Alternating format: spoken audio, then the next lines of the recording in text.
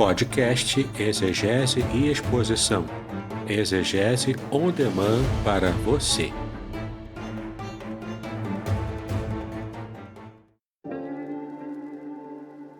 Shalom! Aqui é o Davidson Pignon.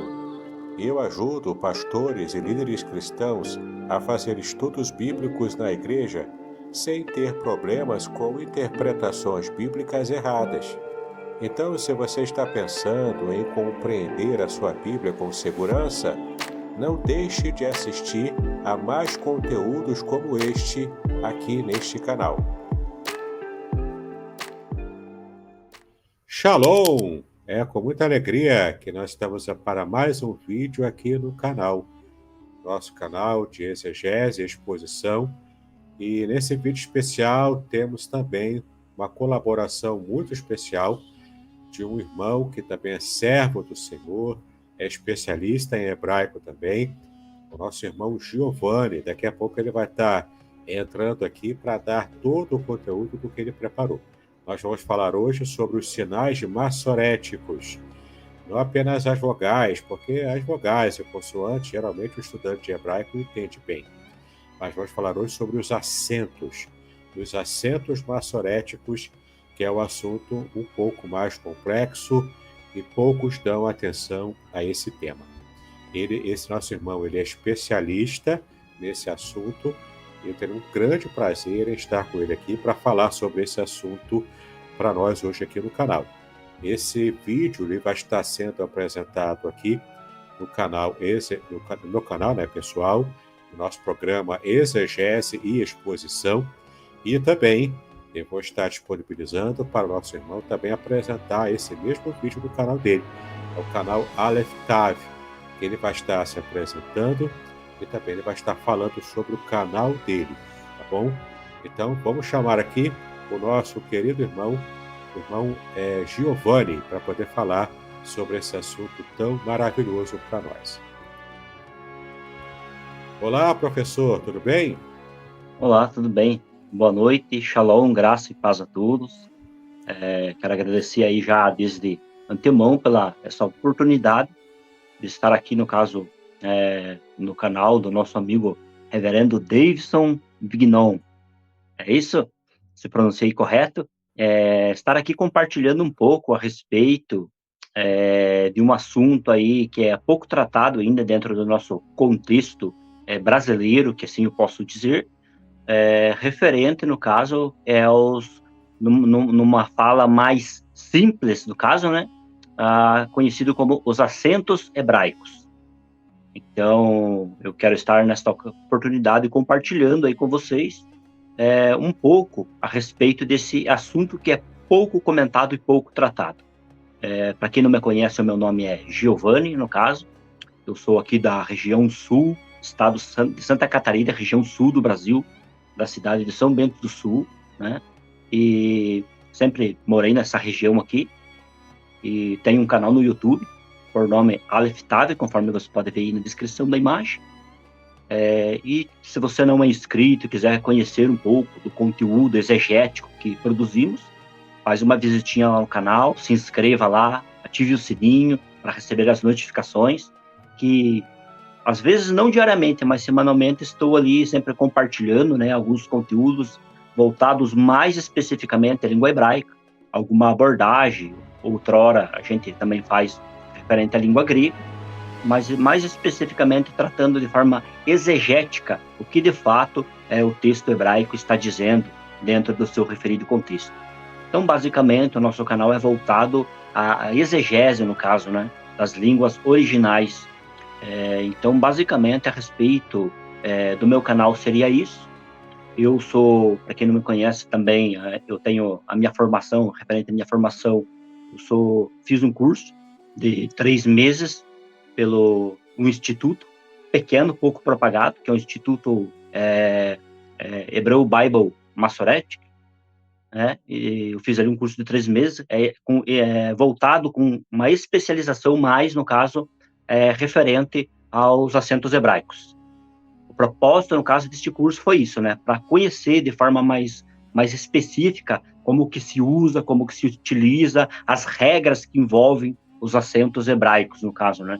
E daí também tem um curso, sou formado na área teológica em bacharel em teologia, pelo Instituto BPC, e fiz um curso instrumental, no caso, né, do hebraico bíblico, pelo Instituto Teológico ali, Elohim, no caso, do conhecido professor Euler Lopes, para quem conhece, no caso, no Instituto Elohim, e depois daí fiz um curso também, mais voltado à sintaxe, no caso, né, um curso intermediário avançado, no caso, pelo Instituto ali, Teshuvah Total, voltado só simplesmente mais à sintaxe do texto hebraico.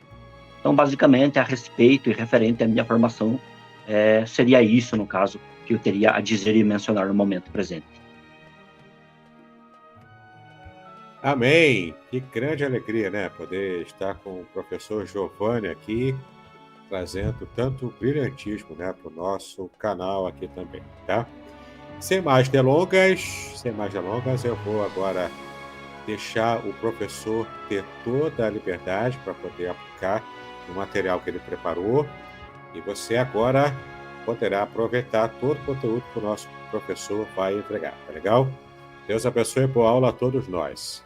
Aí, já na introdução, abaixo aí, após o título, assim, por assim melhor se dizer, nós temos ali, né, acentos hebraicos, aí tem o meu nome, aí tem a descrição referente à minha formação referente, né, neste breve artigo que eu preparei para estar compartilhando com vocês aí, no caso, né, nesta ocasião, referente a este assunto, como já mencionei de antemão, um assunto pouco comentado, pouco explicado, pouco divulgado ainda, né? Mesmo por aqueles que são estudantes da língua hebraica, seja do básico até o nível mais avançado, mas pouco ainda se ouve se dizer. Em exclusividade, eu posso dizer que até mesmo as gramáticas hebraicas, elas têm trazem uma visão bem superficial, em relativa, no caso, sobre este assunto, né? Então, aqui de forma simples e objetiva, eu quero aqui estar trazendo algumas considerações, né, através desse material preparado aí, para que você possa estar mais inteirado um pouco do assunto respectivo, no caso, ao qual é um assunto importante para todos os estudantes da língua hebraica.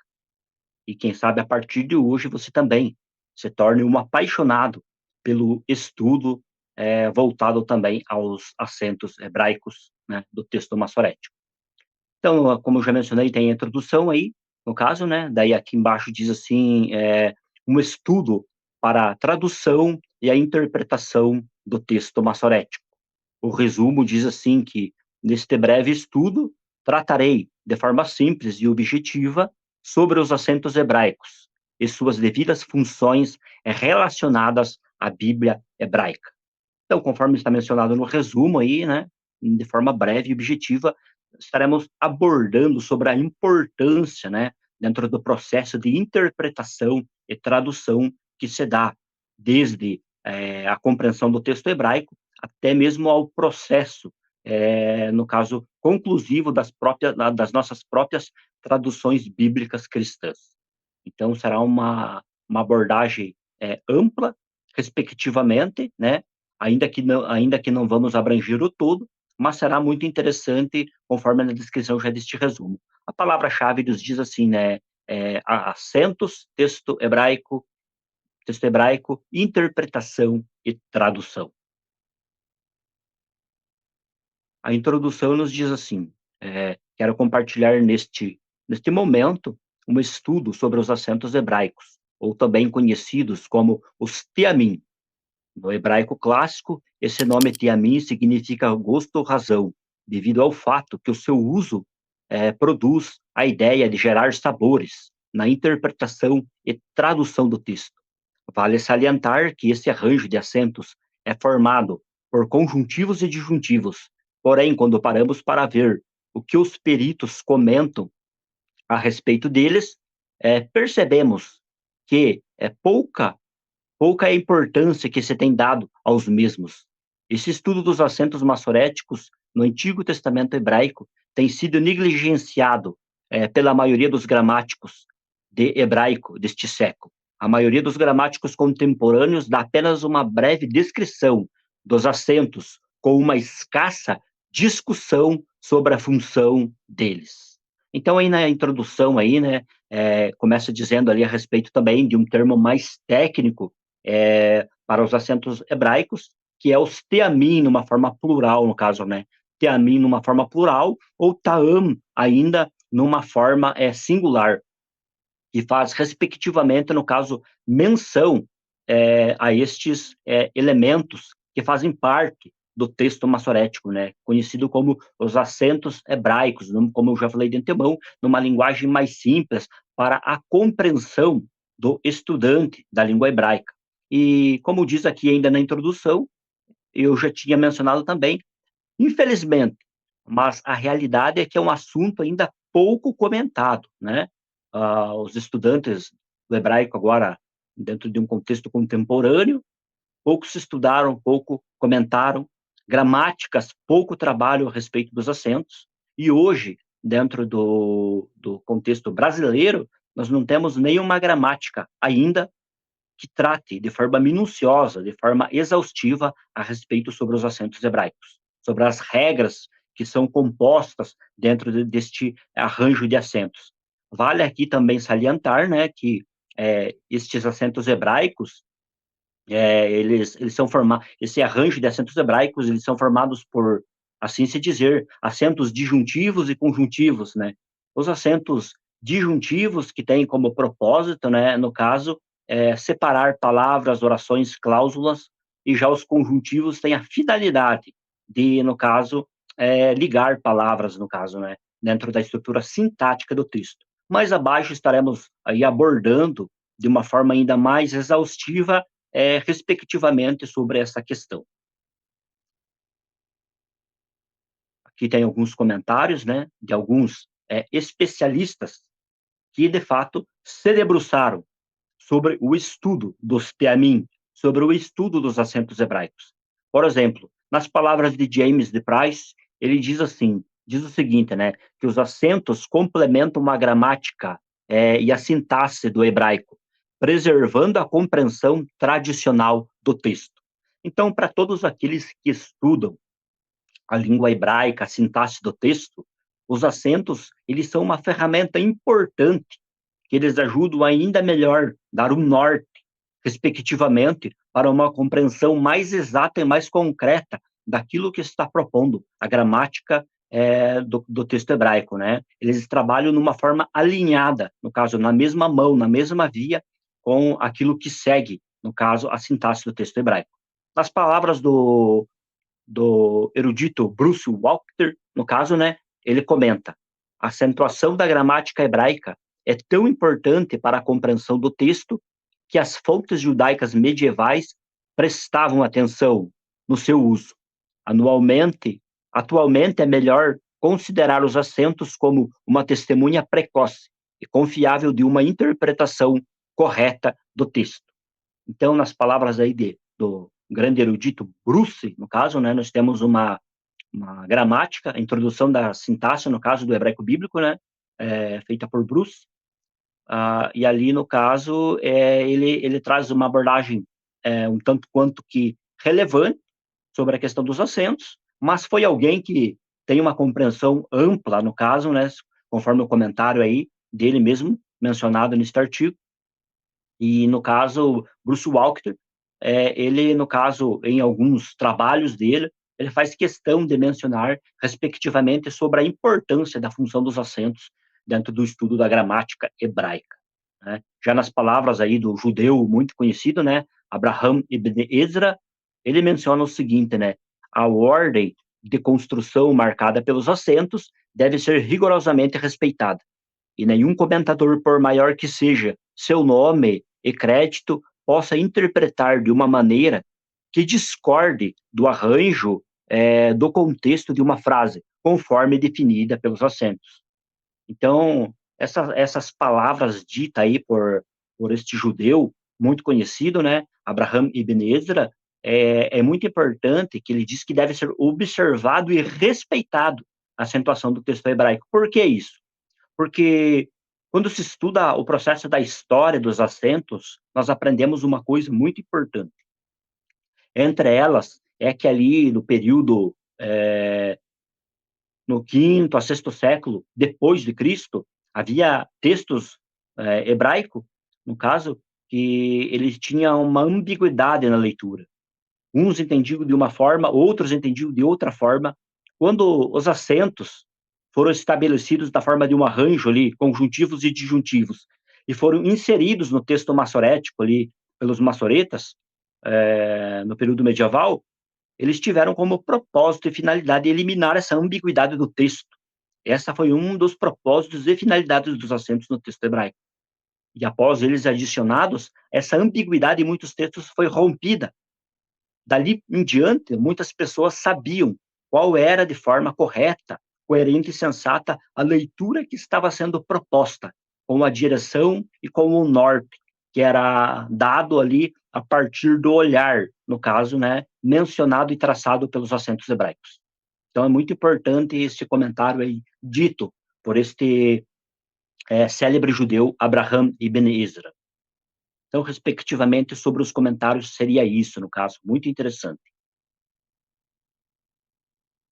Aqui diz assim, acentos disjuntivos e conjuntivos, daí diz assim, no sistema dos acentos disjuntivos e conjuntivos, existe um formato de hierarquia, onde os acentos com força de pausa maior têm um domínio mais amplo. Muitas vezes, dentro de um texto, nenhum dos acentos foi colocado de forma aleatória, mas todos foram adicionados conforme a necessidade exigida de cada frase ou palavra, num determinado contexto. Daí aqui eu coloquei assim, vejamos abaixo os acentos conjuntivos e disjuntivos do texto hebraico. Então, agora nas imagens abaixo, aí, como podemos ver aí, essas imagens, inclusive, são de um artigo aí do Dr. Edson de Faria Francisco, que hoje, dentro do contexto aqui brasileiro, é a maior autoridade que nós temos em Massorá, no caso, né? É alguém especialista. Então, aí ele traz uma abordagem objetiva a respeito aí, né, no caso da estrutura dada por estes acentos, né? Os acentos conjuntivos e disjuntivos. Então, aí nós temos, primeiramente, uma pequena descrição já aí da parte dos acentos disjuntivos, no caso, dado nos livros de prosa, né? Vamos ver as outras imagens agora já aí, para nós estarmos dando uma olhada. Aí nós temos a continuidade dos acentos disjuntivos dos livros de prosa, aqui a parte dos acentos conjuntivos, daí no caso, né, que ligam palavras, e daí mais abaixo agora nós já temos aqui a respeito aí dos acentos que estão dentro ali dos livros poéticos, no caso, né? Praticamente é mesmo tipo de acento. Alguma coisa muda, né? Alguns desempenham um tipo de função dentro de um texto em livros de prosa, quando você vai nos livros de poesia, no caso, nos livros poéticos, você tem eles desempenhando, no caso daí, outra função. Então, eu coloquei essas imagens e adicionei no artigo, só para vocês terem uma ideia e uma noção, né? Como são bastantes acentos, não é apenas um ou dois, né? Nós temos alguns aí a ser estudado. Aí nós temos aí também, no caso, né, outros acentos aí, como você pode ver, que são a continuidade dos acentos dado nos livros poéticos, no caso, né? Aqui diz assim, né? Após a imagem descrita acima, podemos observar todos os acentos que constituem o arranjo dos tiamim, ou seja, dos acentos hebraicos, né? Aqui um termo um pouco diferente, um termo mais técnico para aqueles que não estão familiarizados com ainda este tipo de linguagem.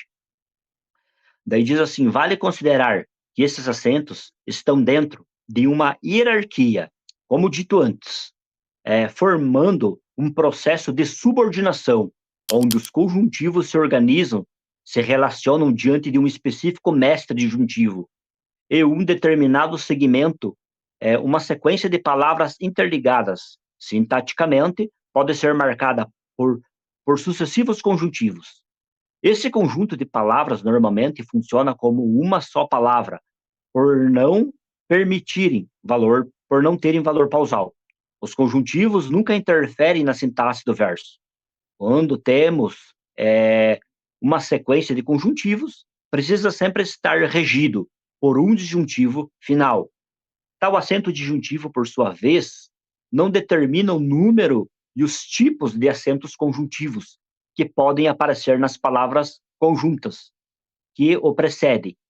Dito essas palavras, vejamos na imagem abaixo um exemplo do processo de hierarquia dado nos acentos disjuntivos. Aqui eu quero traçar aqui algumas considerações. Ali ainda na leitura acima, que eu acabei de fazer, tem algumas notas importantes. Nós podemos observar que aqui diz assim, né, que existe um processo de subordinação dado entre os acentos. Esse arranjo de acentos, no caso, que foi ali formado, que foi constituído pelos maçoretas, conjuntivos e disjuntivos, e adicionados ao texto maçorético, para uma compreensão mais exata da leitura, eles foram colocados não ali de uma forma aleatória, mas eles foram colocados ali de uma forma que houvesse um propósito. Cada acento, em cada palavra, ele tem a sua finalidade devida.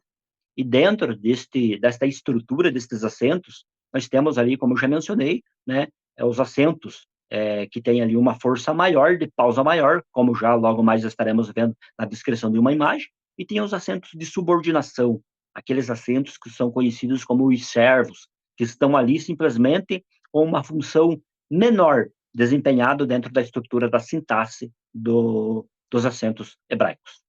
Então, vamos estar dando uma olhada agora já na próxima imagem, para estarmos vendo aí uma questão interessante aqui.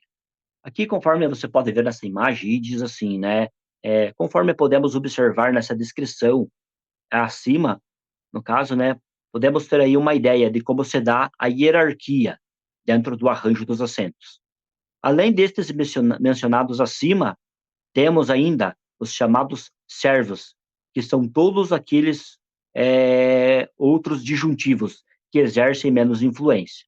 Então, você pode ver na descrição dessa imagem aí, ó, aí no caso, nós podemos ter uma ideia de como que se dá esse processo chamado de hierarquia dentro da estrutura dos acentos. Você tem ali, por exemplo, os acentos de domínio 1, que são chamados acentos imperadores. Esses acentos imperadores são o Siluk e o Atinar, no caso, né, o Atiná. Depois você tem os reis, que são formados ali por alguns como o Tipirá, o Zakef Katam, ou seja, o Zakef Gadol, o Segol, o Charles Sherrit, né? Depois você tem ali em terceira posição os duques, que são formados por outros acentos ali, por exemplo, como o Revia, né? E outros que estão ali presentes. E por último, você tem em quarto lugar ali os condes, né? Os condes você tem ali uns acentos como o legamer, o fazer, que são acentos ali que estão numa posição dentro dessa hierarquia que eles estabelecem uma pausa mais fraca. Por exemplo, esses acentos imperadores, no caso, eles são acentos que eles estabelecem dentro da estrutura de um texto hebraico uma função muito importante. O siluk, ele geralmente ocorre no final do texto, junto com dois pontinhos, no formato de dois diamantes, que é chamado de sof pasuk, onde eles dão, muitas vezes, indicam o final, no caso, da oração de um texto, ou o final de um texto. Geralmente, eles ocorrem dessa forma. Já esse acento ali, o outro disjuntivo imperador, que é o atiná, ele é um acento que ocorre no meio do texto. Ele indica ali no caso, onde se dá a divisão dicotômica, no caso, né? A dicotomia do texto, no caso, onde se dá a divisão principal do texto, ele ocorre geralmente ali debaixo, na parte de baixo da palavra, no caso, né? Então, quando a gente se depara com ele, sabe que ali está ocorrendo a divisão dicotômica do texto. E esses imperadores, a força pausal deles, no caso, né, por eles serem de domínio 1, corresponde, em algumas ocasiões, como 2 pontos. Geralmente é como 2 pontos. E em algumas ocasiões corresponde a ponto e vírgula. Já os acentos de domínio 2, como ali nós temos, por exemplo, ali os reis, como eu posso mencionar aqui, a exemplo, o Tipra, ou ainda o Zakef Katam, ou o Zakef Gadol, eles, no caso, que são ali acentos de domínio 2, eles também, em determinados textos, aí vai depender da estrutura do texto, eles correspondem a dois pontos, às vezes a ponto e vírgula. Geralmente eles quase estão no mesmo patamar de igualdade no caso dos acentos imperadores. Aí você tem acentos com força de pausa menor, né? A exemplo como os duques e os condes, que correspondem geralmente à vírgula, no caso, né? Quando eles estão inseridos dentro de um texto. Estão indicando ali uma vírgula, uma pausa também, né? Que tem a sua devida importância para a interpretação, a compreensão e até mesmo dentro do processo de tradução de um texto da língua hebraica, né? Da língua fonte, para a língua alvo, no caso, se tratando da nossa língua portuguesa. Então, basicamente, seria respectivamente sobre isso, no caso, né? Eu queria abordar sobre este processo de hierarquia, dado ali dentro da estrutura dos acentos, aqui de forma objetiva nessa ocasião. Dando seguimento, nós temos aqui o seguinte, né, que diz assim, após essas considerações, passamos então a estudar qual é a função dos tiamim no texto hebraico. As devidas funções são três. A primeira, eles assinalam a sílaba tônica de cada palavra. Existem dois tipos de tonicidade, que são pós-positiva, as oxítonas, e pré-positivas, no caso, as paroxítonas. Então, aqui tem uma questão interessante já, nesse primeiro ponto. Uma das funções deles, no caso, que conforme indica aqui, é mencionar e indicar ali, no caso, a sílaba tônica, seja ela oxítona ou seja ela paroxítona. Por que isso? Porque é muito importante para a leitura, no caso. Para fazer uma leitura correta, nós temos que identificar onde se dá a tonicidade da sílaba, para não fazermos uma leitura equivocada. Muitas vezes ocorre do leitor ali, numa leitura corrida, acabar errando, né? Isso é normal. Quem muito fala, quem muito lê, né? Muitas vezes erra. Isso é normal, faz parte. Mas então, o objetivo, no caso, destes acentos é isso, indicar aonde está posicionado a sílaba tônica da palavra, a tonicidade da palavra, porque todas as palavras são acentuadas no texto hebraico.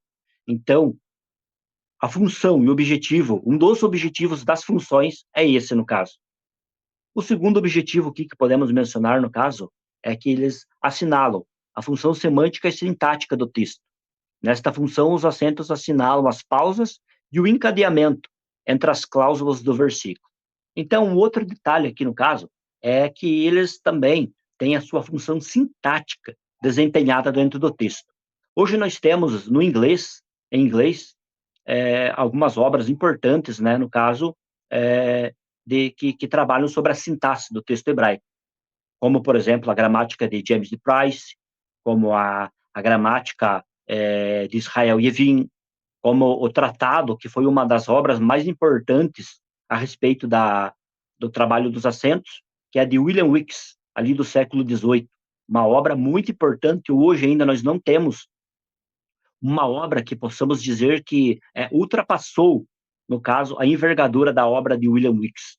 Este tratado que ele escreveu, essa obra que ele escreveu, se tornou uma referência mundial para todas as outras gramáticas, todos os outros peritos e eruditos que se propuseram a trabalhar, respectivamente, sobre a análise da sintaxe dos acentos hebraicos, utilizaram como fundamentação esta obra de William Weeks. Então, o propósito dos acentos, no caso, né, eu posso aqui dizer, indicar ali, né, onde se dá a divisão semântica, conforme está escrito aí, né, a divisão semântica, no caso, e a sintaxe do texto, né, eles têm este propósito muitas vezes, porque muitas vezes uma palavra ocorre dentro de uma determinada oração.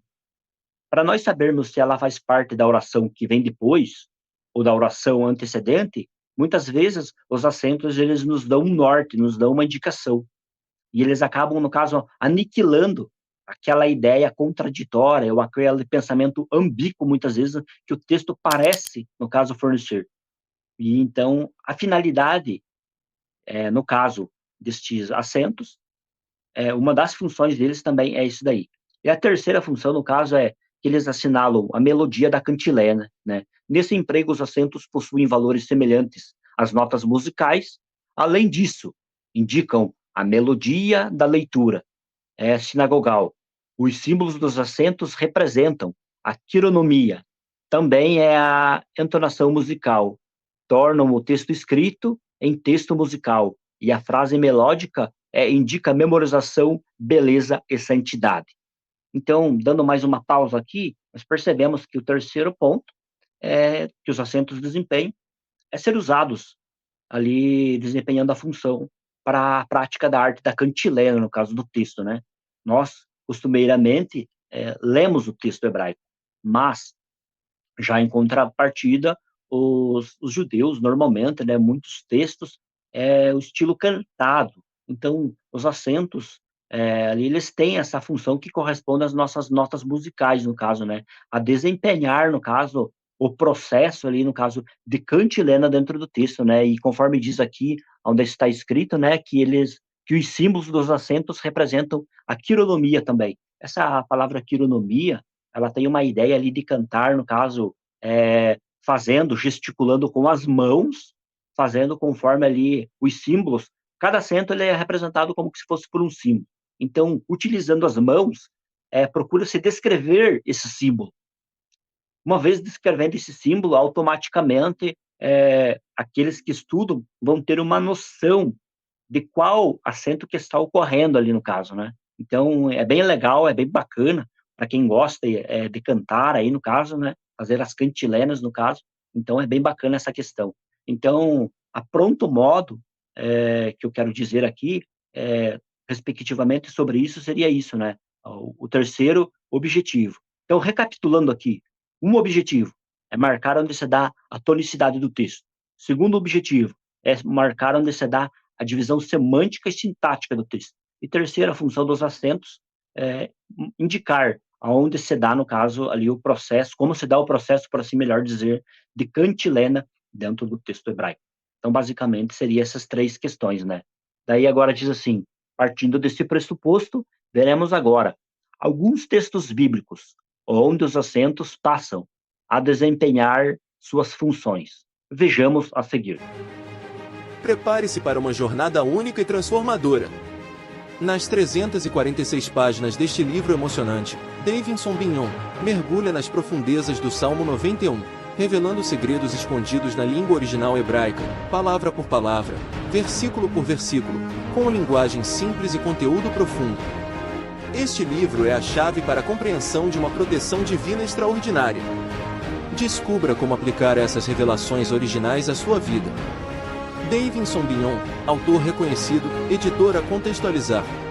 Uma obra que irá transformar sua jornada espiritual. Proteção divina no curso da vida. Revelações originais do Salmo 91. Disponível agora. Não perca a oportunidade de ter esta revelação em suas mãos. Uma jornada espiritual que irá transformar sua vida. Adquira agora. Davidson Bignon. Editora Contextualizar. Seja abençoado pelo Salmo 91. Adquira o seu hoje mesmo.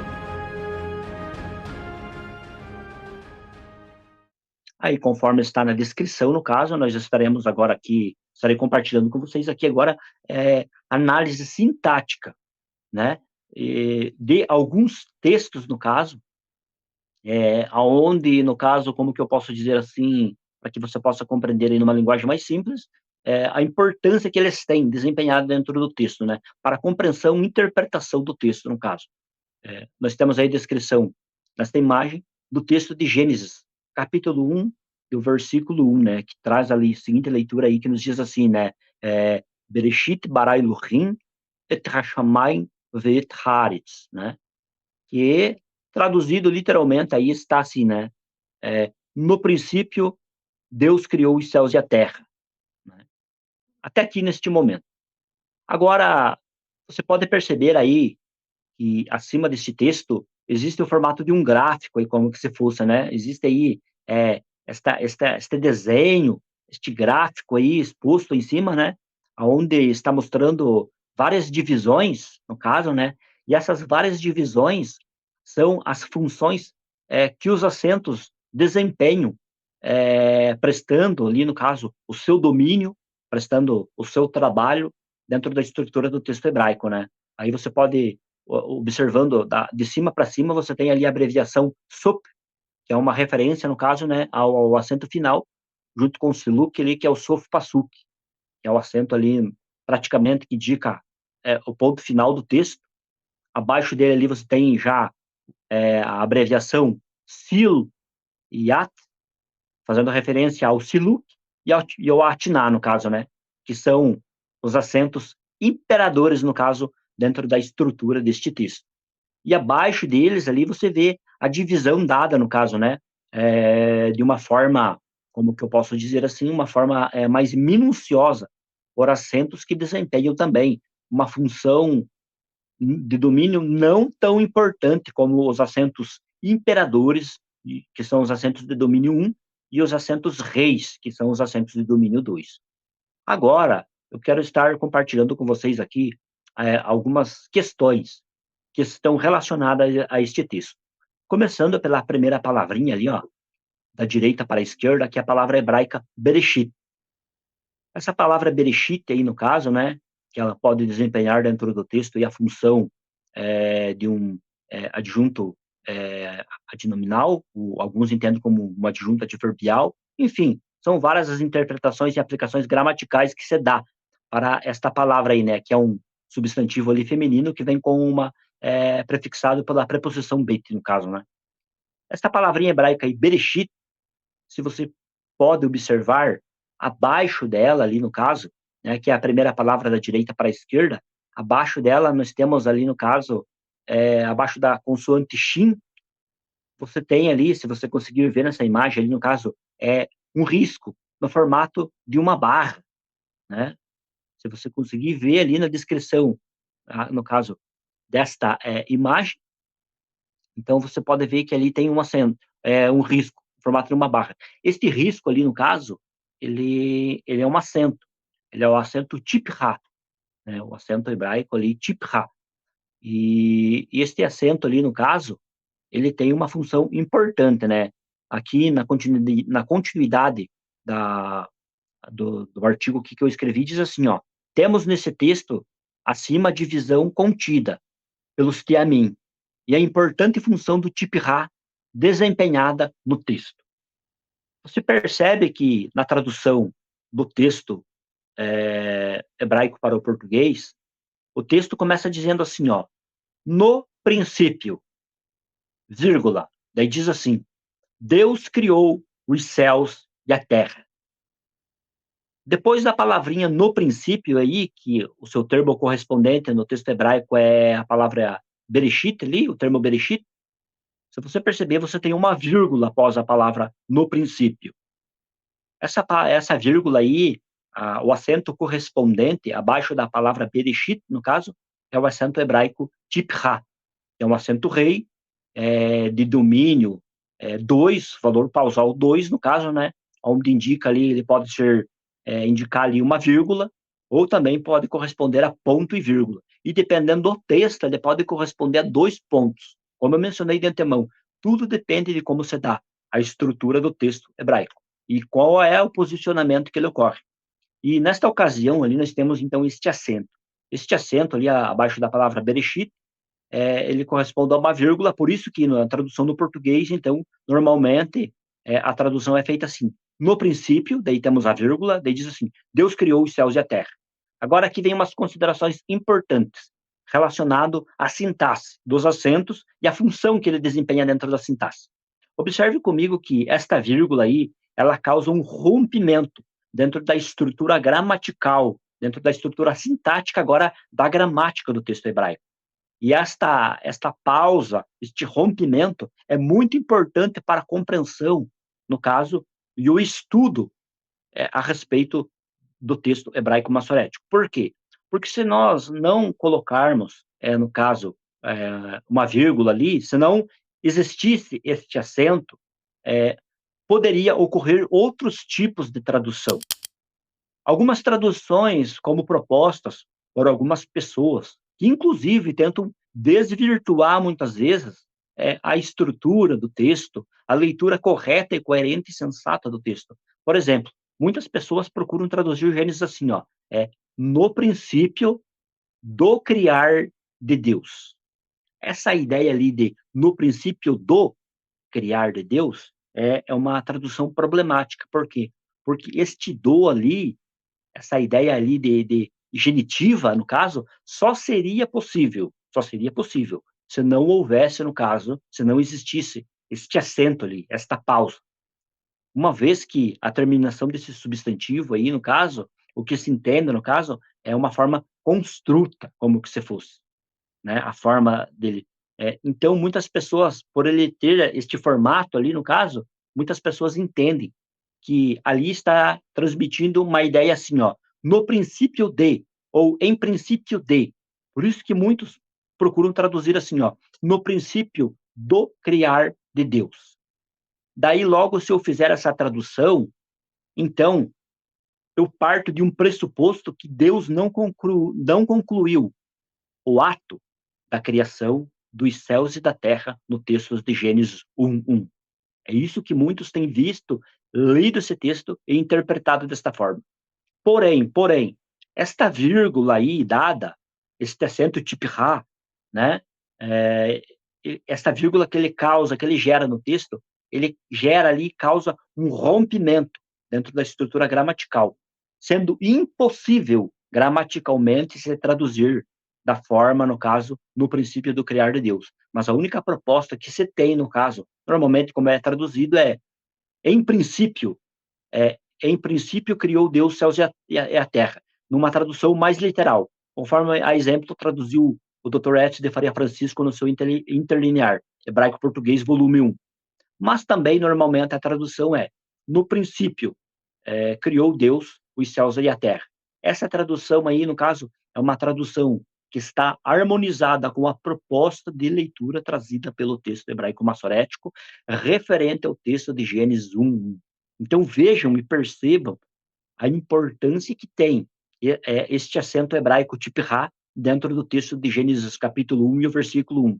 E observe também a importância de uma vírgula dentro de uma tradução no texto em português. Por isso que vale sempre a pena, não somente na tradução português, respeitar as pausas que você tem, as vírgulas, os pontos e vírgulas, dois pontos, ponto final, mas vale também a pena muito prestar atenção, todos aqueles que estudam a língua hebraica, prestar muita atenção mesmo, no posicionamento dos acentos dentro da estrutura do texto hebraico, para não cometer equívocos, para não cometer interpretações, para não cometer traduções equivocadas, erradas, que muitas vezes o texto não está dizendo nada daquilo que é proposto, que é mencionado, que é dito, no caso, conforme muitos estudam, né? E aí, uma vez que você lê e interpreta de forma errada, você acaba, no caso, transmitindo e traduzindo de forma errada, ensinando de forma errada, dizendo uma coisa que o texto nunca diz. Então, todos aqueles que vão estudar o texto hebraico, eu sempre aconselho assim, vai estudar o texto hebraico, estuda os acentos juntos. Por que eu digo isso? Porque se for fazer uma exegese gramatical do texto e não dá atenção para os acentos, não dá importância, a exegese vai ficar manca. Por quê? Porque está faltando se utilizar dentro da análise gramatical de um dos elementos importantes que estão inseridos dentro do texto massorético. Não tem como estudar gramática, estudar sintaxe e desprezar, no caso, os acentos hebraicos. Como eu já mencionei nos comentários dito antes, nós podemos ver ali que não é fala minha, não é pensamento meu, mas peritos, como judeus, como Abraham Ibn Ezra, como Bruce Walkt, né? Um camarada, para quem sabe quem é Bruce Walkt, sabe que eu não estou falando de qualquer pessoa que fez um curso hebraico ali, instrumental, ou de alguém que fez um curso pelo MEC. Nós estamos falando de alguém que tem mais de 40 anos em estudo de língua hebraica, alguém que escreveu gramática, alguém que é perito, né, na língua hebraica, e ele deu atenção para os acentos. Então, nós sabemos que todo aquele que leva a sério o estudo da língua hebraica deve de se conscientizar de estudar juntamente os acentos na hora de se estudar o texto, para que fique um estudo por completo e não um estudo humano. Então, nessa primeira descrição dessa imagem aí, nós podemos ver aí de forma clara e objetiva, né, a importância que tem dada por este acento hebraico aí, que é o acento, no caso, tipra, no caso, que está posicionado abaixo do acento, abaixo, por assim melhor dizer, do termo ali hebraico Bereshit, dentro do texto de Gênesis 1. Nós temos outros acentos aí, no caso, que eu quero estar aí abordando mais para frente, né? Temos aí agora o texto de Isaías. Isaías, capítulo 40, e o versículo 3, né? Nós temos ali em cima a leitura do texto hebraico, e abaixo nós temos, na verdade, nós temos duas vezes o texto de Isaías, capítulo 40 e o versículo 3, uma parte dada ali através de uma divisão, que eu já estarei explicando. Abaixo nós temos a leitura principal, que já estarei trabalhando também, logo mais. E daí aqui embaixo nós temos a tradução feita para o português, né, de Isaías capítulo 40 e o versículo 3, que diz assim, uma voz clama, no deserto, preparem o caminho para Yahvé, façam no deserto um caminho para o nosso Deus. Então, nós temos aí esta leitura proposta, no caso, né, de acordo com a tradução do texto massorético. Agora aqui, nós podemos observar uma questão muito importante. O texto em hebraico massorético, quando nós vamos fazer a leitura que nós temos neste texto aí, começa dizendo assim, Kol Koreh. São as duas primeiras palavrinhas ali, Kol Koreh. Em cima da palavra hebraica ali, Koreh, que é a segunda palavrinha da direita para a esquerda, nós temos dois pontinhos, um em cima do outro. Nós temos dois pontinhos. Esses dois pontinhos ali, no caso, conforme está descrito aqui na continuidade da leitura que eu estava fazendo, é o Zakef Katan, né? De domínio 2, no caso, que está posicionado em cima da expressão hebraica ali, Corê, no caso, né? Que é a segunda palavrinha. Esses dois acentos ali, no caso, que é um acento de domínio 2, né? Chamado, numa linguagem mais técnica, de rei, ele tem uma função importante ali, no caso, né? Neste texto aí, o Zakef Katan, mesmo sendo de domínio 2, ele indica ali uma pausa forte, no caso. Corresponde a 2 pontos. Por isso que na tradução abaixo, você pode prestar atenção que o texto diz assim, ó, uma voz clama, 2 pontos.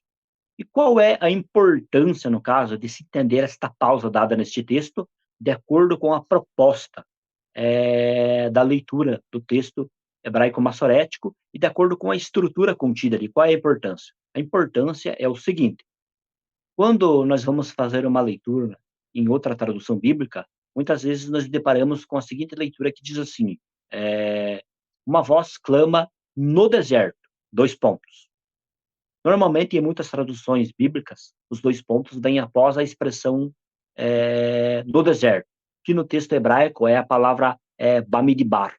Esta palavra hebraica Bamidbar, que corresponde no português ali na tradução no deserto, é após ela que muitas vezes é colocado os 2 pontos.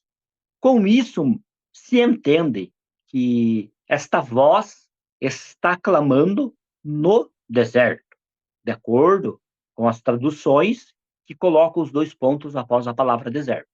Uma voz clama no deserto. E de acordo com a leitura proposta pelo texto hebraico, conforme na tradução que nós temos aí, diz assim, uma voz clama, 2 pontos. Ele diz assim, no deserto, preparem o caminho para Yahvé. Ou seja, o que nós temos com isso é uma informação importante, no caso, respectivamente sobre este texto. Porque o texto hebraico, ele não está preocupado em dizer aonde a voz está clamando, qual é a localização, qual é a localidade que ela está clamando. Uma voz está clamando no deserto. Não é essa a preocupação do texto, do autor, do escritor do livro de Isaías que ele tinha em passar.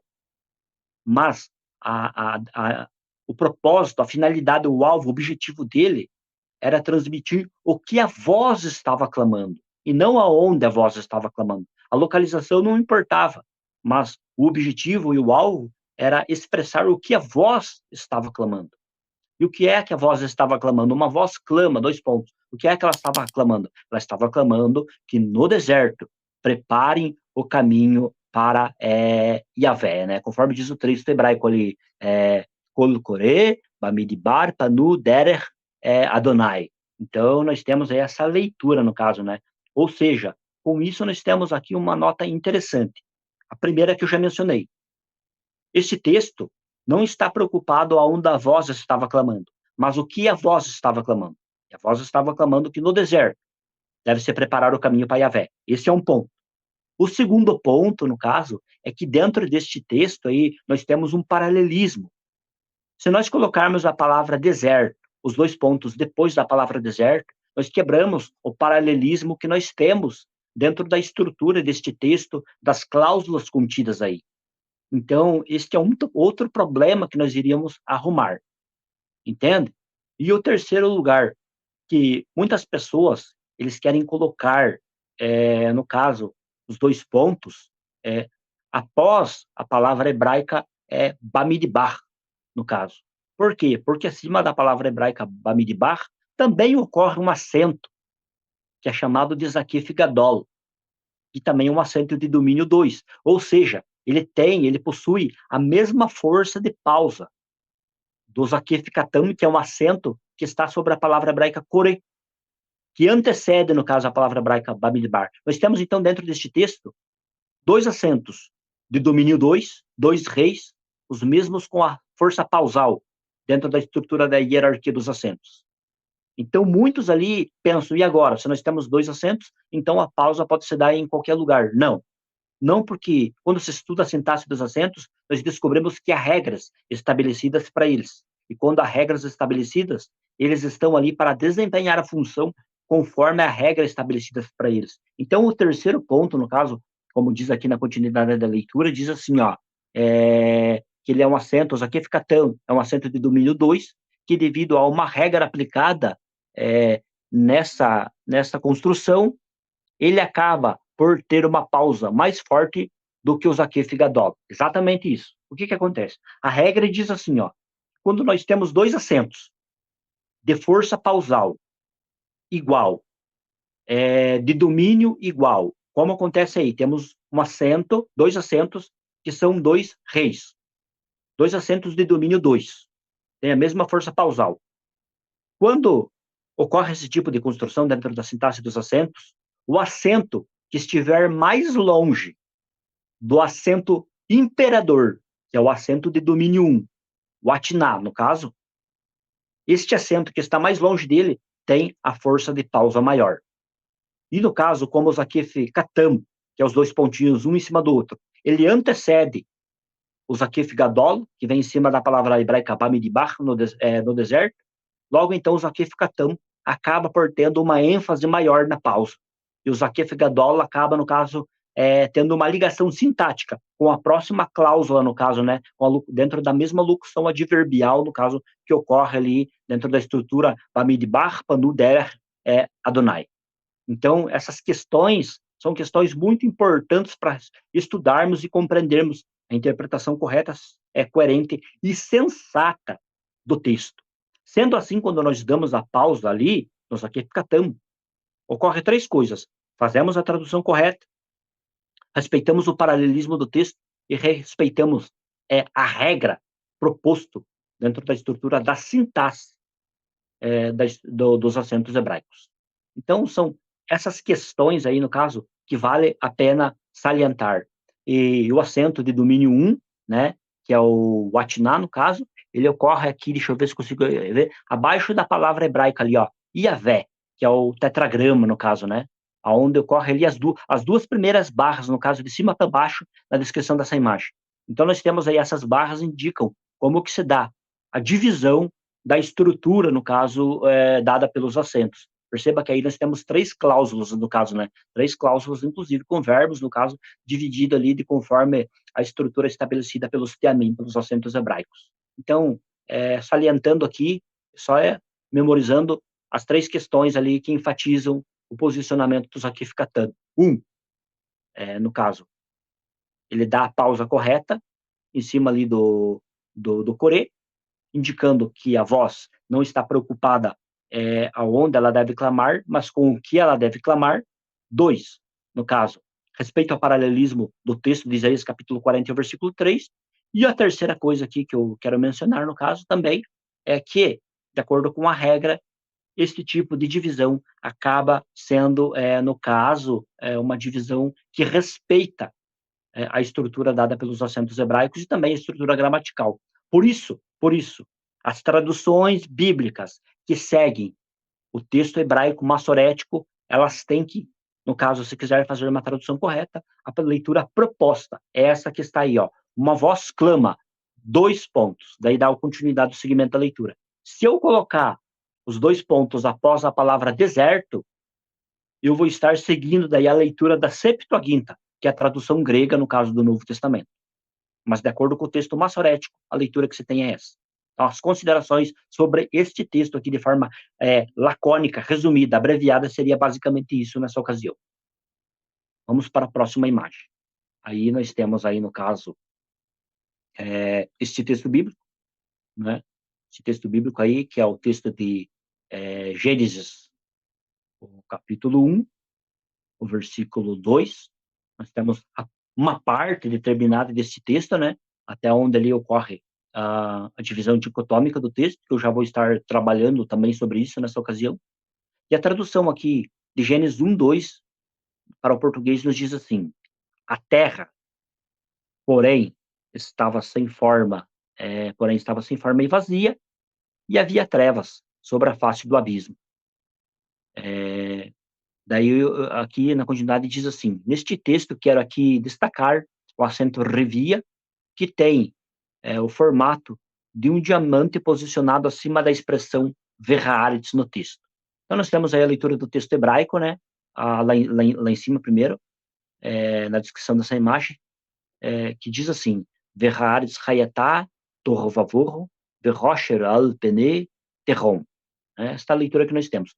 Agora, se nós prestarmos atenção, abaixo, aqui na segunda descrição da imagem do texto de Gênesis 1, 2, nós temos aqui uma questão interessante que depois já estaremos trabalhando no caso, né? Mas ainda sobre o texto de Gênesis 1, 2, se você prestar atenção comigo e observar, em cima da palavra hebraica ali, no caso, verhaaretz, a primeira palavrinha hebraica, da direita para a esquerda, você pode perceber que acima desta palavra ali no texto hebraico, nós temos ali, no caso, um acento, que ele contém ali, no caso, o formato de um diamante ali, ó, conforme ali está indicando ali a flechinha do mouse ali, no caso, né, ali, ó. Acima da palavrinha hebraica ali, no caso, nós temos este acento ali que ocorre no formato de um diamante. E o que acontece, no caso, ali, neste diamante ali, que é um acento hebraico, chamado de revia. Este acento ali, ele é um acento que ocorre dentro deste texto e que ele marca ali uma questão muito importante. Quando nós vamos estudar sobre os acentos hebraicos, nós observamos o seguinte: nós observamos que, quando nós vamos estudar, que dentro dos livros poéticos, nós temos 3 tipos de acentos. Nós temos, dentro dos livros poéticos, nós temos, quando se trata do acento revia, que é um acento disjuntivo, que indica uma pausa, nós temos o revia mugrash, revia gadol, revia mugrash, revia gadol, e também nós temos ali o revia katan. Esses 3 tipos de acentos, eles ocorrem dentro dos livros poéticos. Quando nós vamos observar os livros em narrativa histórica, nós encontramos somente um tipo destes acentos, que é o acento revia gadol. E o que isso tem a ver com o texto de Gênesis 1, 2? Isso tem a ver uma questão muito importante, porque você observem comigo, que essa questão aí do revia gadol ser o único tipo de acento que ocorre nos livros de narrativa histórica, sem nós encontrarmos, por exemplo, no capítulo 1 de Gênesis, o revia mugrash, não encontramos, e nem o revia katan, somente o revia gadol. Isso é algo muito interessante. Por quê? Porque há aqueles que tentam dizer que o livro de Gênesis é uma poesia, é um mito. O texto de Gênesis contém poesia. Mas aí vem uma questão em pauta. Se, de fato, o texto de Gênesis é uma poesia, logo nós teríamos que encontrar a mesma estrutura de acentos que ocorre dentro dos livros poéticos. Deveríamos encontrar o Revia Mugrashi e o Revia Katam. Nós não encontramos, porém, esses tipos de acentos, dado dentro da estrutura, no caso de Gênesis capítulo 1.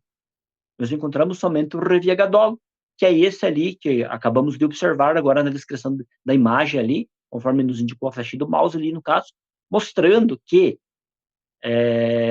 este tipo de acento, ele só ocorre nos livros de narrativa histórica.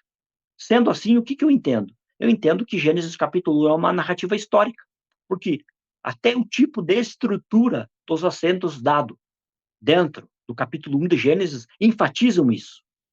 Vários acentos que ocorrem nos livros poéticos deveriam de ocorrer no capítulo 1 de Gênesis, se de fato Gênesis fosse uma poesia. Mas se nós não temos esses tipos de acentos ali, nós temos, de fato, somente os tipos de acentos que foram preparados, selecionados e inseridos dentro dos livros de narrativa histórica. Então, isso indica que o livro de Gênesis não é uma poesia. Então, nós percebemos, essa é uma das importantes funções que desempenha também esses tipos de acentos dentro da sintaxe dos acentos hebraicos.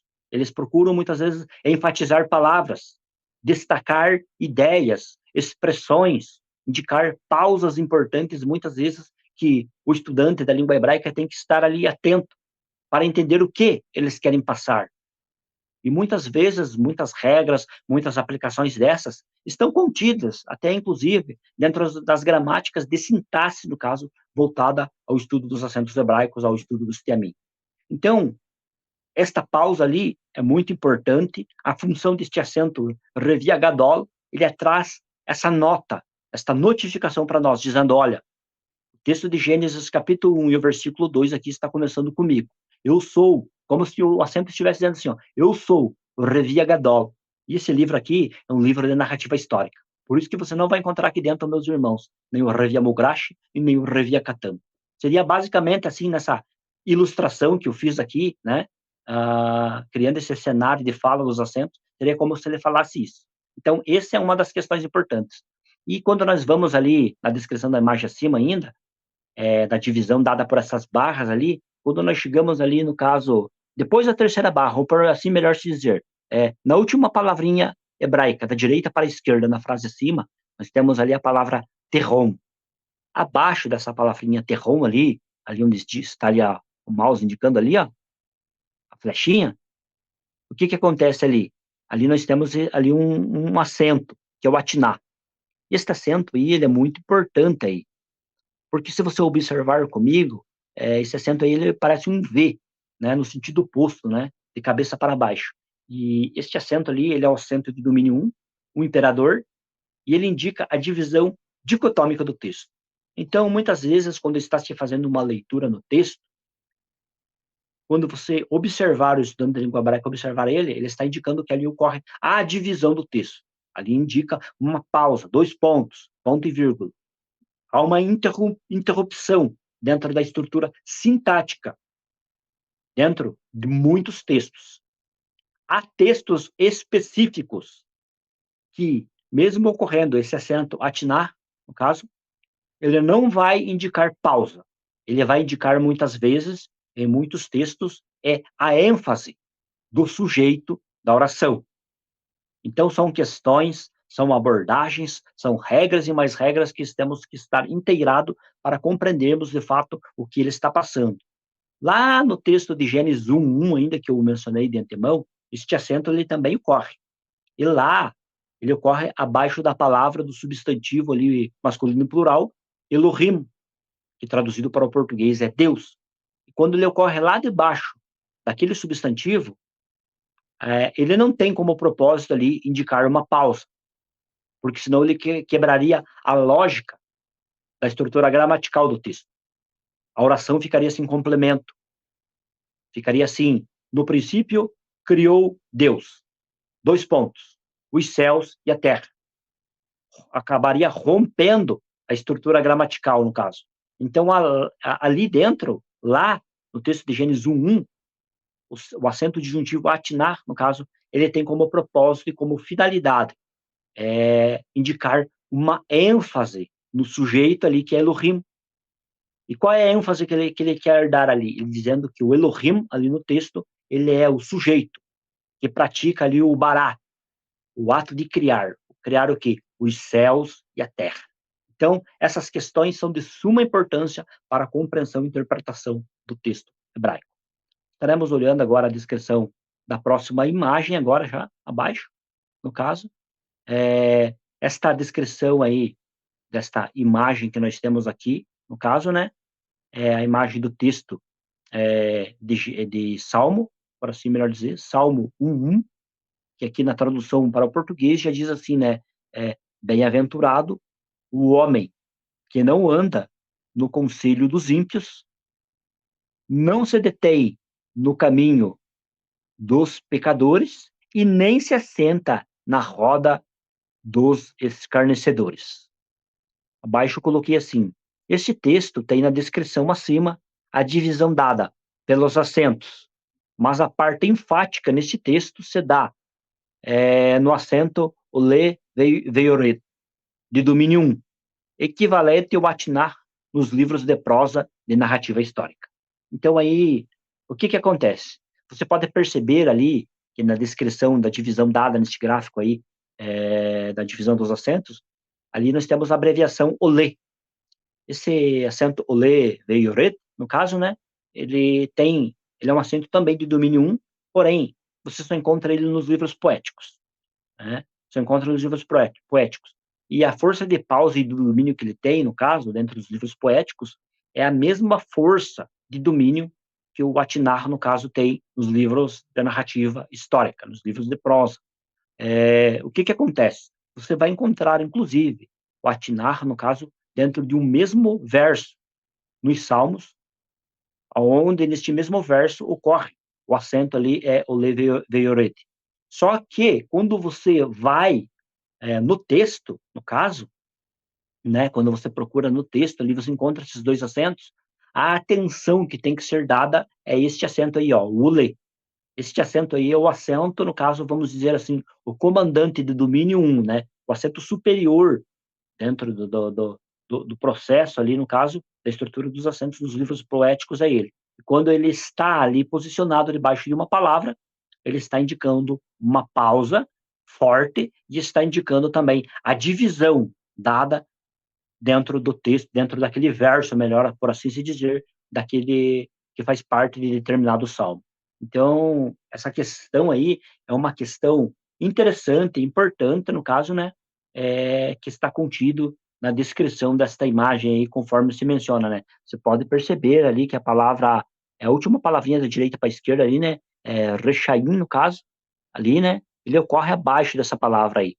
Eu até queria pedir aqui, eu acho que durante o processo que eu estava preparando o artigo, eu acabei talvez fazendo uma leve, como que eu posso dizer, eu acabei posicionando parte do texto na parte de cima, no caso ali, aí você tem o texto de Salmo, verso de Salmo 1:1, então aí você tem aí o Salmo completo, e você pode perceber ali na segunda frase, de cima para baixo, esta frase aí, conforme indica a flechinha, você pode perceber que abaixo aí, ó, desta palavrinha aí, ó, o rechaim, no caso, ocorre ali, ó, o le veioret, está ali no lado, ali, indicando ali, né, o nome do acento. Aí, então, ocorre a divisão principal dada no verso do Salmo do número 1:1, no caso, né, a divisão do texto se dá aí, no caso. Daí aí tem a função dos outros acentos, né? Você pode perceber que até embaixo, inclusive, tem o atiná também, no caso, né? Na terceira frase ali. Só que o atiná, no caso, ele não indica que ali se dá a divisão do texto, não é ali. A divisão do texto se dá no acento de cima que acabamos de ver. E por último tem ali o siluk, no caso, né? Indica ali, no caso, junto com o sufo pasuk, o final do texto. Então, essa questão aí, dada, essa informação dada aí, é muito importante. Por que eu estou informando isso daí? Porque muitas vezes o estudante dos acentos hebraicos, ele sabe que nos livros de narrativa histórica, o acento que dá a divisão principal é o atinar. E daí ele pode acabar indo, muitas vezes, nos livros poéticos, ele vai pensar que lá nos livros poéticos, o acento de domínio 1, no caso, que vai dar a pausa principal do texto, a divisão dicotômica do texto, é também o atinar. Mas, na verdade, não. Na verdade, nos livros poéticos, é o acento, o le veioret, no caso, né? Este acento lê aí, no caso, ele está indicando ali a divisão dada dicotômica do texto, a pausa principal do texto, onde ocorre ali 2 pontos ou ponto e vírgula, né? Então, basicamente, seria isso referente ao texto de Salmo, do Salmo do verso 1, no caso, respectivamente. Vamos ver a próxima descrição da próxima imagem agora. Agora nós temos aí o texto de Gênesis, capítulo 1 e o versículo 3, que na tradução aqui, já no português, diz assim, né? Disse Deus, haja luz, né? E daí o texto diz assim, e houve luz. Então, é interessante observar esse texto aí, por quê? Este texto aí, ele nos traz também uma nota interessante, né? Respectivamente sobre o acento que nós estávamos que eu estava comentando agora há pouco, que é o atinar, no caso, né? O atinar, no caso ali, ele ocorre mostrando ali o domínio que está, o domínio abaixo ali, no caso, que está sobre a regência dele. Ocorre outros acentos ali dentro, mas esses acentos são acentos subordinados ao domínio dele. Por quê? Porque além de ele dar a divisão dicotômica no texto, ele nos traz uma nota interessante. Você observe que no texto hebraico nós temos ali a leitura seguinte, que nos diz assim, Vaiomer, Elohim, Yeri, Ur. Abaixo da palavrinha ali, Ur, luz, né? Abaixo dessa palavrinha ali, onde está indicando ali a flechinha, nós temos ali, no caso, o acento, que é o atinar. Esse acento atinar ali, no caso, ele está indicando uma pausa no texto. Ele está dando ali uma pausa. Pode colocar ali ponto e vírgula, ainda que muitas traduções não tem, mas pode-se colocar ali ponto e vírgula ou 2 pontos, né? Vaiomer, Elohim, Yeri, Ur. Pausa. 2 pontos.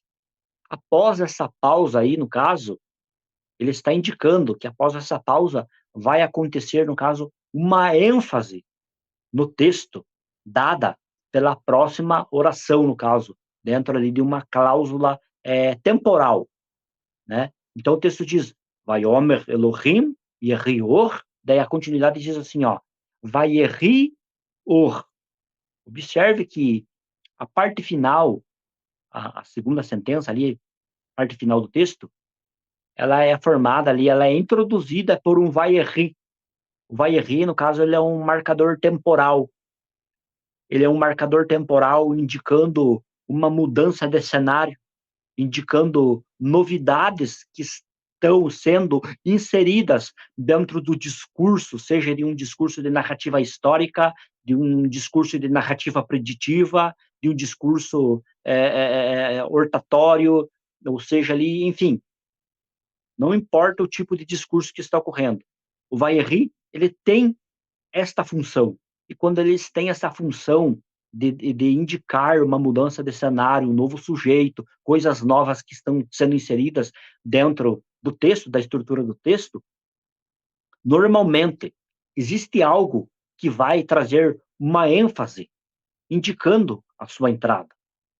E aqui dentro da estrutura de Gênesis 1:3, o atinar ali desempenha essa função. Perceba que além de ele dar a pausa, gerar e causar a dicotomia do texto, dando a divisão principal do texto, né? Ali, como diz assim, né? Disse Deus, haja luz, ponto e vírgula. Pode-se entender e interpretar assim, ponto e vírgula, indicando a pausa principal. Daí, na continuidade, diz assim, ó, e houve luz. Essa expressão ali, e houve, é o verbo vayeri dentro do texto. Está indicando algo novo no texto. Está indicando uma mudança no cenário. E houve mudança no cenário? Houve, porque o texto diz assim, ó, disse Deus, haja luz. E a continuidade diz o quê? E houve luz. Então, nós temos algo novo que veio a existir, né? Uma mudança nova, né? Um tempo novo dado mediante a fala da continuação introduzida pelo verbo ali, no caso, vayeri, no caso, né? Que é um marcador temporal, no caso. Então, nós temos uma ênfase. E a função desse atinar ali, esse acento de domínio 1, né? Que é um imperador, ele gera ali uma ênfase importante dada, no caso, né? Ele diz, ó, disse Deus, haja luz. Ele pausa, dizendo, ó, daqui para frente vai haver uma ênfase na próxima estrutura. Quando ele dá essa pausa, o vayeri ali, num ditado mais popular, entra firme, com os 2 pés no chão, dizendo vai rior e ouve luz. Então, são detalhes mínimos que, quando nós paramos para ver, associado à estrutura gramatical do texto, nós vemos que ambas se complementam e trazem uma ideia de uma interpretação mais ampla do todo que o texto quer expressar e quer mencionar para o estudante da língua hebraica. Então, basicamente, sobre este texto aí, no caso, também seria isso nesta ocasião que eu queria estar aqui tratando e compartilhando nesta ocasião. Aqui chegamos, então, à conclusão do texto, né? A conclusão diz assim, né? Quero concluir aqui com as palavras, né? De um ditado rabínico, né? Que diz assim, né? Este trabalho dos maçoretas não acabou com eles, pois sempre houve homens piedosos na história que tomaram amor pelo texto.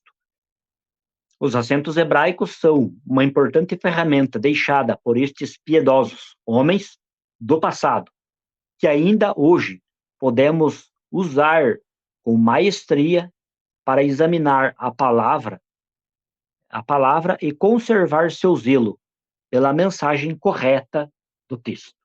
Então, eu quero deixar aí, no caso, a conclusão, né, dada diante desse ditado rabínico, né, que, de fato, o trabalho criado pelos maçoretas ali, né, foi um trabalho excelente, desenvolvido para quem, de fato, ama, estuda com afinco, né, está ali vinculado, associado realmente todos os dias, debruçado a estudar a gramática do texto hebraico maçorético, sabe a importância dos acentos e esse trabalho minucioso, né, que os maçoretas desenvolveram e adicionaram no texto. E hoje nós temos ainda, né, homens piedosos, nós temos homens ainda que se debruçam, valorizando este trabalho deixado, né, este trabalho honroso, célebre, deixado por estes homens aí, né, de grande envergadura do período medieval, né. Temos hoje os grandes mestres aí, como eu posso mencionar, como o Dr. Edson de Faria Francisco, né, que é alguém que realmente tem se debruçado ali, tem estudado, né, tem representado, inclusive, o Brasil, né, os hebraístas aqui que fazem parte do contexto brasileiro, lá fora, na Europa, em muitos lugares, né, sobre questões relacionadas também a Massorá, relacionadas aos acentos da língua hebraica. Então, este trabalho que se iniciou lá atrás, pelos maçoretas, e hoje está aí inserido através do arranjo desses acentos conjuntivos e disjuntivos, que aqui, de forma ainda bem lacônica, ainda um tanto quanto que superficial, eu trouxe essas observações e considerações, e no caso, né, eles têm, então, aí essa importância, essa relevância, no caso, para o estudo, para o estudante, para o professor, né, aquele que se debruça, que tira o tempo ali para, no caso, compartilhar estudos voltados à língua hebraica. Então, eu quero aqui, mais uma vez, reforçar nessa fala minha aqui, final, e dizer assim o seguinte aqui, ó, dada mediante esse artigo aí de forma simples e objetiva. Você, que é estudante ou ainda professor, que tem uma responsabilidade maior de transmitir o ensinamento da língua hebraica, estude os acentos hebraicos, para que a tua interpretação muitas vezes não fique uma interpretação manca, mas possa ali trazer uma compreensão mais ampla, exata, daquilo que o texto de fato está passando. Então, basicamente, aí, através dessa conclusão, no caso, né, eu queria estar aqui trazendo aqui essas palavras final, né? Aqui tem a bibliografia na descrição das obras ao qual eu consultei e tomei como base para a fundamentação deste artigo aí, no caso, né? A revista Almeida Corrigida, a nova versão internacional, daí tem aqui os acentos hebraicos também, Hamikra, e daí tem aqui algumas obras em inglês, no caso, e daí, por último, o Manual da Bíblia Hebraica, né? Introdução ao texto maçorético, Guia Introdutório para a Bíblia Hebraica Stuttgartense. Então, basicamente, seria isso, né? Referente a este artigo aqui, que eu preparei aí com carinho para compartilhar com vocês nesta ocasião. Muito bem, uma aula maravilhosa, dada pelo nosso querido professor Giovanni, do maravilhoso canal Aleph Tav. Eu tenho sempre acompanhado esse canal e tem sido uma bênção para a minha vida. Eu tenho aprendido muito, especialmente sobre os sinais de pontuação do hebraico, que de fato a gente dá pouca atenção, né, quando fazemos as nossas exegeses. Por isso que eu fiz a questão de convidar o professor Giovanni para estar nos explicando um pouco mais sobre os acentos. E agora, quem sabe, você que for fazer o seu trabalho de exegese, você também que é meu aluno, né? Pode também agora, a partir de agora, levar em conta os sinais de acentuação maçorética. E, de fato, vai trazer um upgrade, né, no seu trabalho exegético. Sim. Muito bem, professor Giovanni, suas considerações finais. Então, eu quero aqui agradecer primeiramente a Deus, né? E também a oportunidade aí que o professor aí, o Davidson Bignon, nos abriu, né? Nos concedendo espaço no seu canal. Dizer que estou grato por essa oportunidade. E antes aqui de me concluir a minha fala final, eu quero dizer que também se alguém, de repente, quiser um trabalho mais específico, né? Referente ao estudo da sintaxe dos acentos hebraicos, nós temos aí também algum material pronto já, né? E qualquer coisa sempre lá na descrição do meu canal, nos vídeos sempre tem o meu contato. E de repente, se quiser algum material, pode estar me procurando no particular, no privado, a gente pode estar conversando ou fazendo de repente um curso, alguma coisa assim voltada especialmente nesta área aí no caso, né? Então basicamente seria isso. Então, para concluir aqui na minha fala, então, mais uma vez reforçando aqui, agradeço aqui essa oportunidade, esse espaço aberto, né? E se você não é inscrito no meu canal, vá lá e se inscreva, ative o sininho, né? Deixe seus comentários, seus likes lá, que é tudo importante. O meu canal ainda é um canal pequeno, comparado a muitos, né? Tem 1000 e poucos inscritos. Então, estamos desenvolvendo esse trabalho ali mais voltado à exegese do texto hebraico, no caso, né? Então, basicamente, seria isso. Então, eu queria deixar aqui o meu abraço a todos os que se depararem com este vídeo aí, no caso, com este trabalho. E também, basicamente, seria isso. Então, Deus abençoe a todos aí, no caso. Deus abençoe a sua vida, reverendo Davidson Bignon. Eu não consegui ainda decorar o seu nome, mas vou conseguir memorizar. É que eu sou muito difícil de memorização, respectivamente, sobre algumas coisas, sabe? Depois que eu memorizo, eu não esqueço mais, mas até eu memorizar leva um tempinho, sabe? Então, obrigado aí pelo espaço que o irmão abriu. Deus abençoe a sua vida aí, também a sua família, né? E, quem sabe, até numa próxima ocasião, estaremos aí, no caso, batendo mais um papo. Então, basicamente, seria isso. Um abraço a todos, Deus abençoe. Amém. Eu que agradeço e recomendo realmente o canal Aleph Tav. Ele é muito bom. Eu vou deixar aqui embaixo na descrição desse vídeo e também no primeiro comentário fixado o link para você se inscrever no canal Aleph Tav. Também aproveite, se você ainda não é inscrito no meu canal também, inscreva-se, como ele disse, né? Faz aí o Triple C, né? Curta, comente e compartilhe. E então você vai nos ajudar também a crescer, né? Eu, assim como o canal Aleph Tav, o meu canal também é pequeno, tem 1000 e poucos assinantes, mas eu tenho a certeza de que eu tenho abençoado bastante vidas. Eu tenho mais de 600 vídeos aqui no meu canal e tenho abençoado muitas vidas, dentre pregação, aula, cortes, até vídeos produzidos também por mim. Enfim, é uma bênção, né, para a vida de muitas pessoas. Tem os meus livros também, se você quiser adquirir, meus comentários do Salmo 23, Salmo 91, totalmente em hebraico, palavra por palavra, versículo por versículo. Tem outras obras também. Se você deseja publicar o seu livro, também pode conversar comigo e podemos, quem sabe, publicar o seu livro pela editora Contextualizar. Então, muito obrigado pela sua atenção. Deus abençoe a sua vida e os seus estudos. Paz e bênçãos.